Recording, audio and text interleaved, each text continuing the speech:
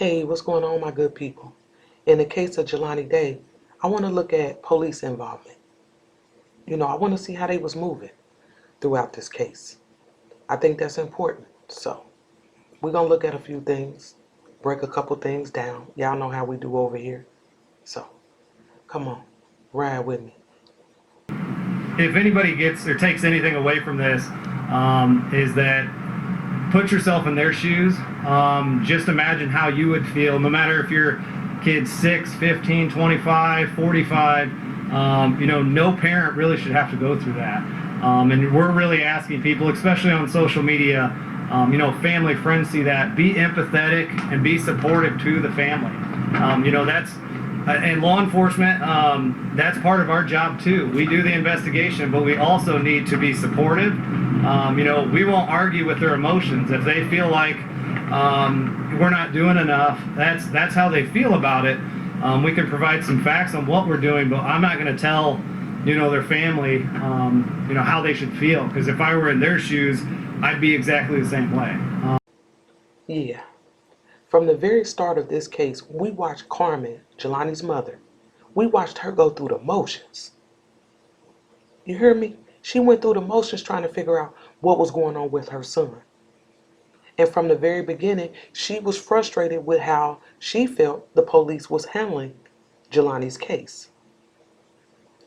From him being missing to being found, she seemed like she just didn't trust what was going on. And that's why I keep asking, who do we trust? Who can we trust during this investigation? Because one of the things that I want to start with is the very beginning. How Carmen found out her son was missing, how the police got involved. Let's start with that. Listen to Carmen. I got more insight and information as to how or who came up with the fact that Jelani was missing. So it was this professor who had called.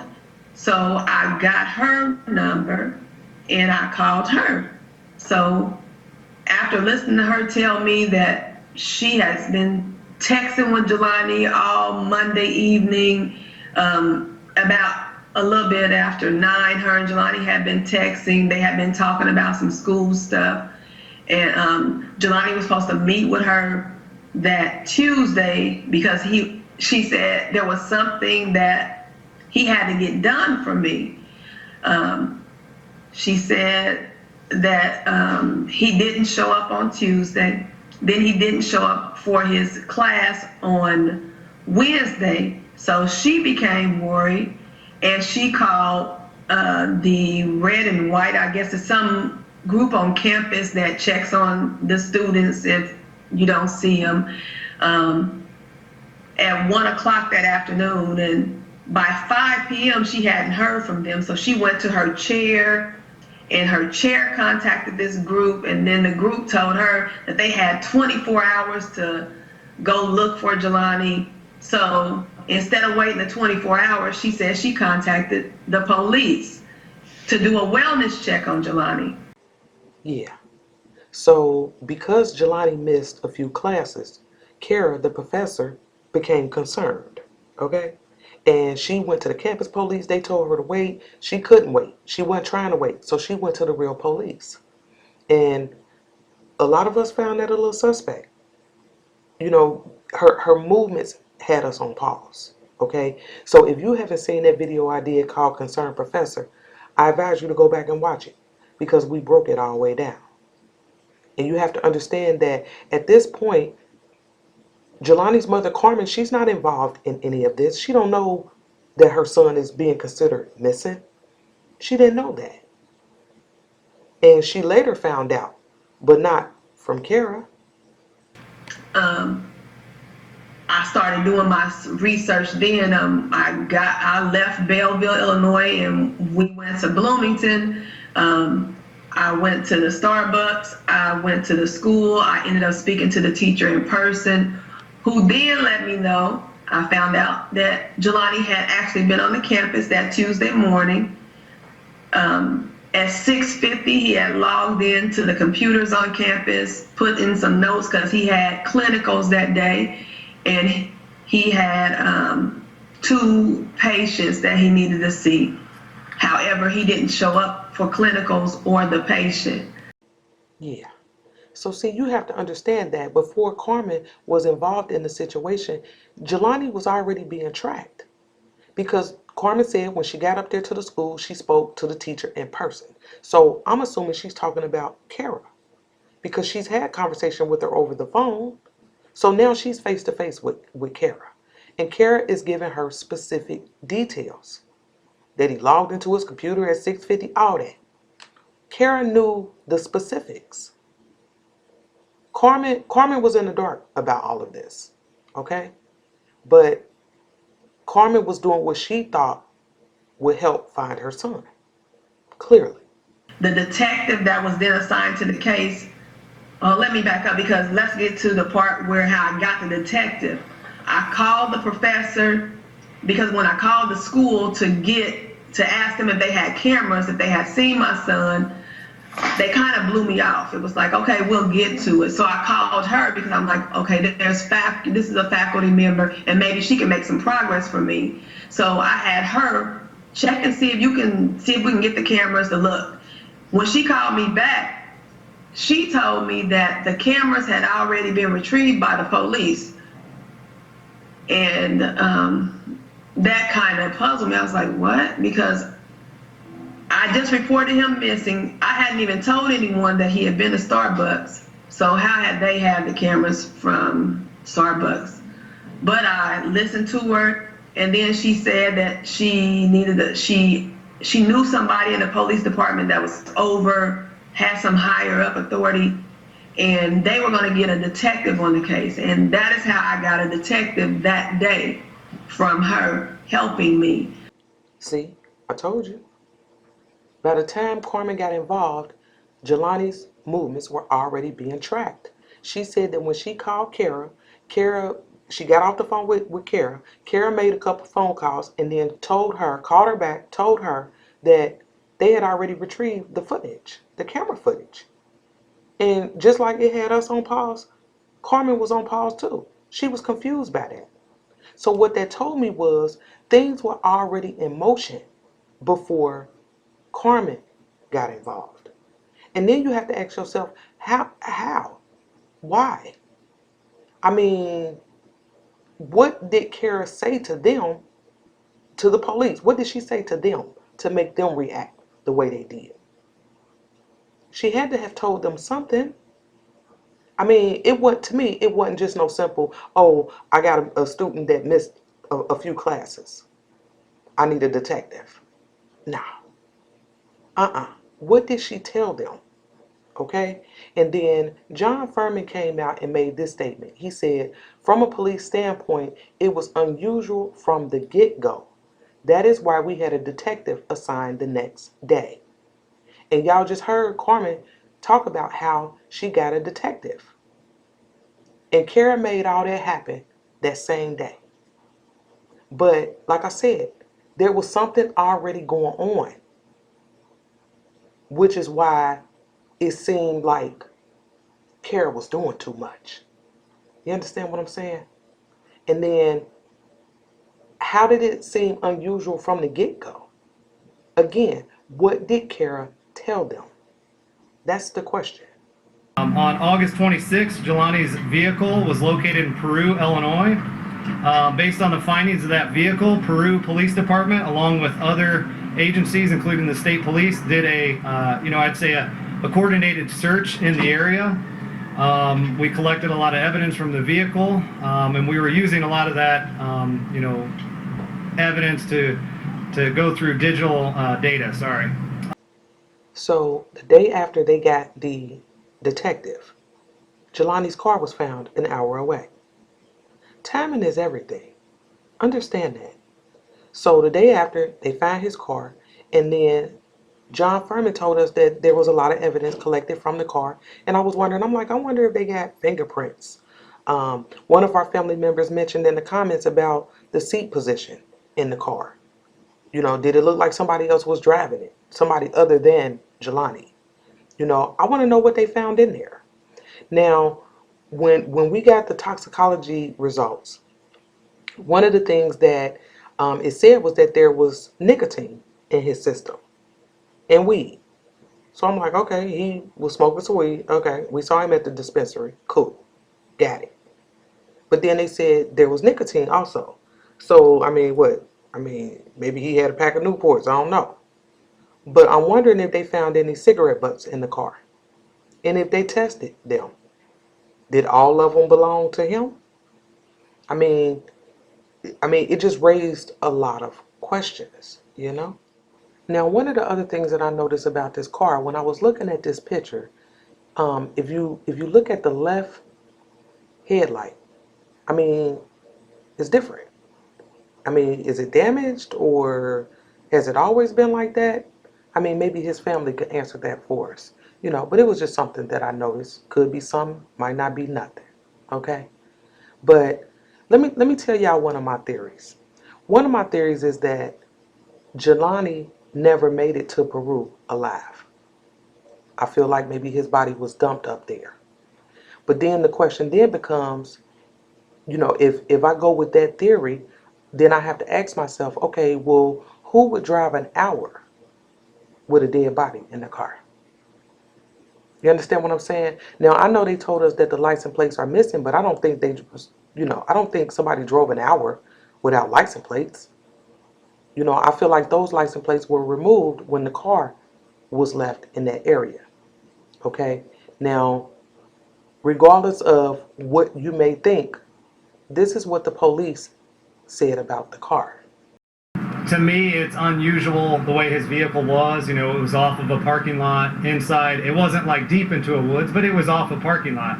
That's unusual, just in itself. So to answer the question, that itself was unusual. Any specific information that we have, there's not much I can release at this point. So just really to state the obvious, that's unusual. I mean, you've got it's a suspicious or unusual circumstances why he was missing, and then that's also, you know, pretty suspicious or unusual. I've been a police officer 10 years. That's very unusual to just find a car like that. So the moment that they found Jelani's car, even the police thought that it was quote unquote unusual. Okay? Meaning something's not right about that.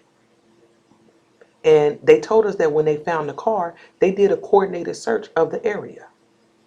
Now, we don't know what all they gathered from over there, but like I said, they used the word unusual. So let me tell you what else I found to be unusual. Upon meeting up with the police, we got into my brother's apartment. Usually you would think that they would, yellow tape everything. They wouldn't allow anybody to take anything out the home or anything like that, but they did allow me to take my brother's laptop. Yeah. Did y'all hear what he just said? While Jelani was missing, the police allowed Jelani's brother to take the laptop from his apartment. Meaning he took Jelani's laptop from that apartment. He should not have been able to take that. Because understand this, normally in missing person cases, those are the things that they collect.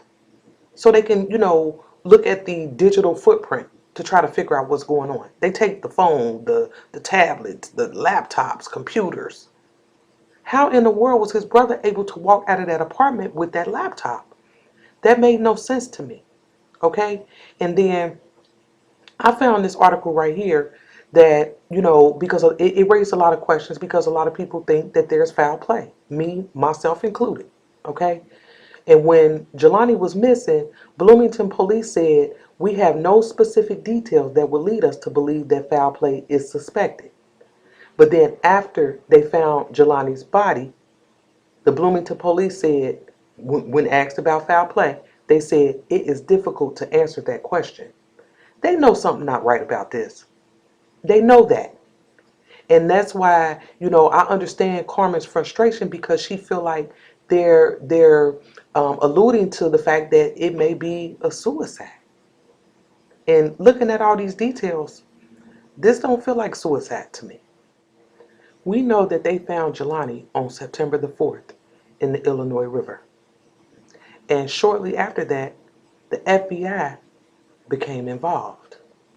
Listen to this.